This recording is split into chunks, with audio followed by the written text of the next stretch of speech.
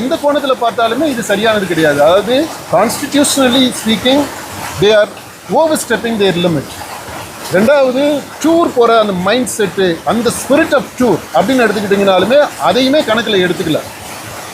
அடுத்து இந்த இன்றைக்கு மக்களுக்கு இருக்கக்கூடிய அந்த சிவிக் சென்ஸு, டிராஃபிக் விதிகளை மதிக்கணும் அப்படின்ற அந்த மாதிரியான ஒரு பொது உணர்வு, அதை பற்றிய விழிப்புணர்வு அது கம்மியாக இருக்குது அப்படின்ற அந்ததையும் கவனத்தில் எடுத்துக்கல. இதோட முக்கியமானது இந்த பொருளாதார ரீதியாக இதையே நம்பி, இந்த டூரிசத்தை நம்பி வாழக்கூடிய அந்த மக்களுடைய கதி என்னாச்சு? இப்போது வருஷத்தில் ஒரு மாதம் 2 மாதம் தான் இந்த இது இருக்குது, வியாபாரம் நடக்குது. இந்த டயத்தில் அவங்க 4 காசு சம்பாதிச்சுக்கிட்டாங்கன்னா தான் அந்த வருஷம் முழுக்கவே அவங்க குடும்பம் நடத்த முடியும். இதை நம்பி தான் அவங்க குடும்பமே இருக்குது.